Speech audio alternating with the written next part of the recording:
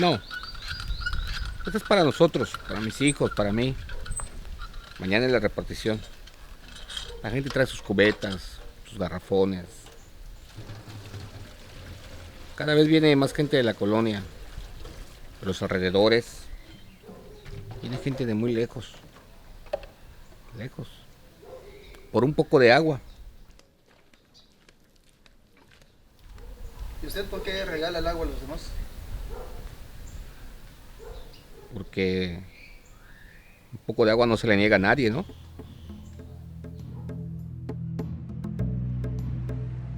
Yo pienso que nadie en Mérida y en toda la región se esperaba que llegáramos a esta situación en tan poco tiempo. Por años lo escuchamos y vimos en las noticias.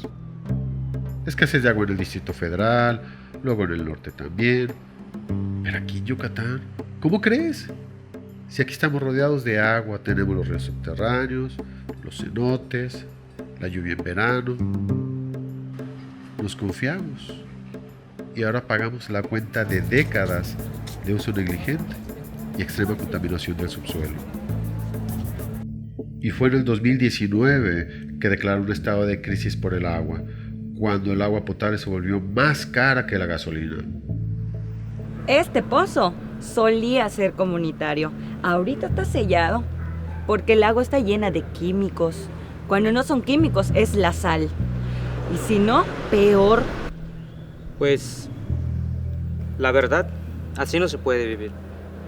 Si solo nos alcanza el agua para tomar, olvídate para lo demás.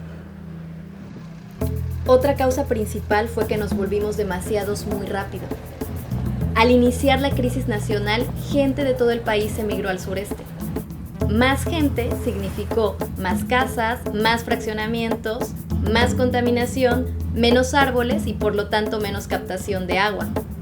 La ciudad sufrió un crecimiento exagerado para el cual nunca estuvo preparada. Nunca se habló de una planeación sobre el abastecimiento de agua y mucho menos sobre los residuos o aguas residuales. Y cuando la gente se dio cuenta que no se podía seguir tapando el problema con un dedo, reaccionó. Allí comenzó nuestra verdadera crisis. La gente salió a manifestarse, a protestar por una supuesta mala distribución del agua. Hubo crimen, violencia y todo por la disputa del agua. Bueno, más recientemente está el escándalo de nuestro alcalde y su fiesta privada debido a su reelección.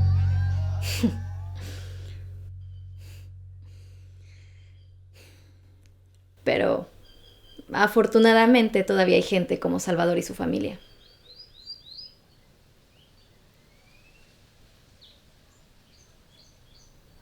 Yo todavía trabajaba en la secretaría cuando empezó el desmadre. El agua llegaba, pero estaba bien contaminada. Fue cuando se enfermó mi esposa. Cuando me di cuenta que el pozo todavía producía agua limpia, ya era tarde para ella. No quise decir nada del pozo porque no sabía lo que podía causar. Después decidí compartirlo. Compartir el agua. Y esperar lo mejor. Pues este es nuestro pozo. Tratamos de no sacar mucho para controlar el suministro. Por eso repartimos 2 veces al mes. Y pues le damos prioridad a la gente que más lo necesita. Y ya hoy toca. Ya en un rato empiezan a llegar los vecinos. Yo estudio ingeniería ambiental, como mi papá. Me gusta la natación, como mi mamá. Y me choca el polvo.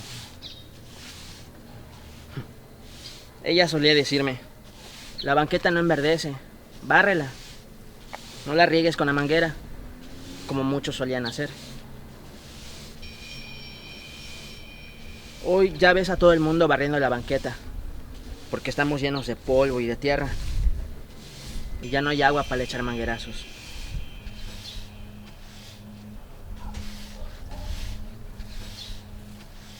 Ahí vienen algunos. ¿Están lavando la ropa también desde el pozo? Pues hace varios años que lavamos con reservas de agua de lluvia. Sí, es así. Pero ya nos queda muy poca. Este año se atrasaron mucho las lluvias y cada vez son menos. Necesitamos que llueva.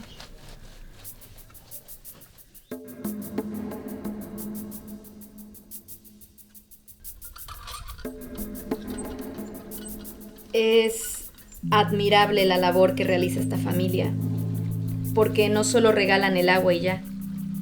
Desde hace poco, en los días de repartición, se organizan, junto con asociaciones civiles, sesiones informativas sobre métodos de aprovechamiento, legislación del agua, entre otros temas para que se involucren también.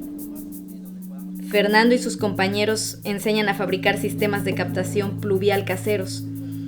En general, se les ayuda a prepararse para lo que viene, pero también a aprender de los errores ya cometidos, que es muy importante porque el agua que tenemos es reflejo de la sociedad que somos. Claro que he recibido ofertas y hasta amenazas de gente que se quiere quedar con la casa. Gente rica, gente pobre. Pero esta no es mi agua, es el agua de todos. Y es una responsabilidad que no puedo dejar.